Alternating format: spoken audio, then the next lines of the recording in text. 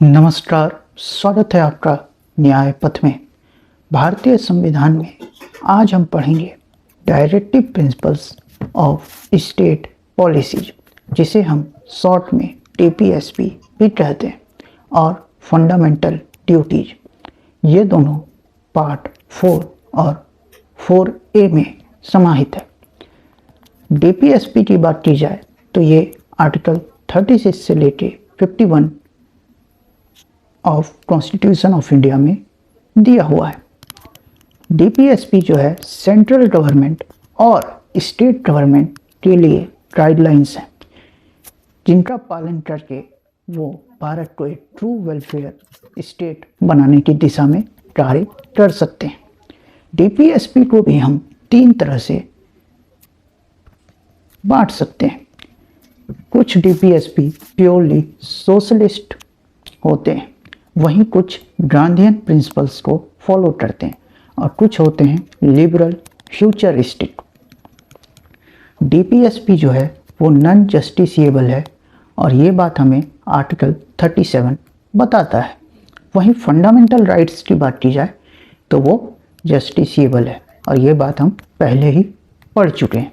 यदि हमारा कोई फंडामेंटल राइट्स वायलेट होता है तो हम रिट की मदद लेके सुप्रीम कोर्ट या हाई कोर्ट को अप्रोच कर सकते हैं।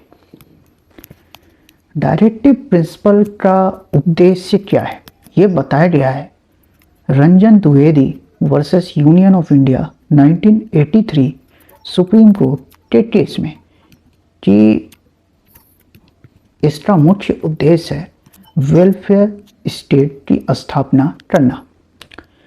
आर्टिकल 38 ये निचोड़ है वेलफेयर स्टेट का, इस आर्टिकल में बताया गया है। और आर्टिकल 38 ही सोल ऑफ DPSP भी है। गांधी जी ने कहा था कि वेलफेयर स्टेट वही है जो हर व्यक्ति के आंसुओं को पोंछ सके, wipe every tear from every eye. Welfare state में वेल्थ का डिस्ट्रीब्यूशन भी इक्वली होना चाहिए। हालांकि ये एक कम्युनिस्ट प्रिंसिपल है, पर ये बात इक्वल डिस्ट्रीब्यूशन वाली बात बताई गई थी Tinsukia electronic supply versus state of Assam 1990 के केस में। उसके बाद equal justice and free legal aid, ये बात की गई है आर्टिकल 39A में। इसमें एक केस है Sheela Borse versus state of Maharashtra, ये 1983 सुप्रीम कोर्ट का केस है। शीला बोरसे के केस में हेल्ड किया गया कि legal assistance to poor and indigent person is sine qua none of justice. उसके बाद आर्टिकल 40 ये बात करता है ऑर्गेनाइजेशन ऑफ विलेज पंचायत की। ये प्योरली गांधीयन प्रिंसिपल है। ये है ग्रास रूट लेवल डेमोक्रेसी। उसके बाद इम्पोर्टेंट आर्टिकल की बात की जाए तो आर्टिकल 44 आता है, यानी यूनिफॉर्म सिविल कोड UCC। इसमें एक केस है Ahmedabad women action group versus union of India. इसमें कहा गया कि UCC must be implemented in A phased manner.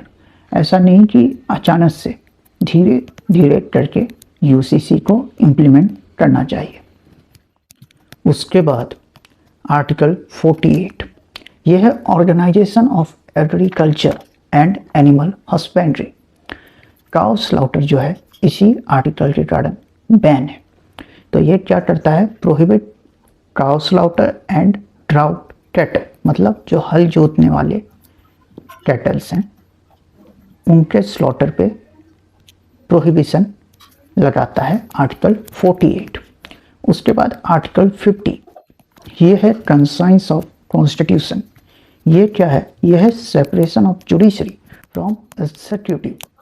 उसके बाद आर्टिकल 51 की बात की जाए तो यह है promotion of international peace and security. अच्छा, तो DPSP में इतने ही आर्टिकल थे जो इम्पोर्टेंट थे। और यदि फंडामेंटल राइट और डीपीएसपी में कभी कन्फ्लिक्ट हो जाए तो फंडामेंटल राइट जो है प्रिवेल करती है। और ये बात बताई गई थी state of Madras versus C Durai Rajan के केस में।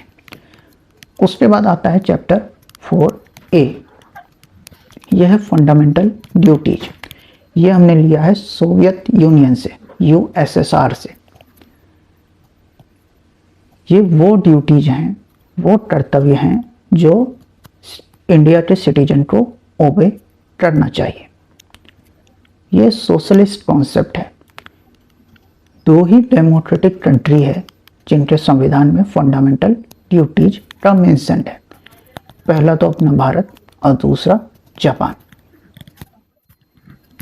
फंडामेंटल ड्यूटीज को रिकमेंड किया था सरदार स्वर्ण सिंह कमेटी ने। 1976 में ये कमेटी बनी थी और इसी के कारण आर्टिकल 51A और chapter 4A part 4A constitution of India में ऐड किए गए।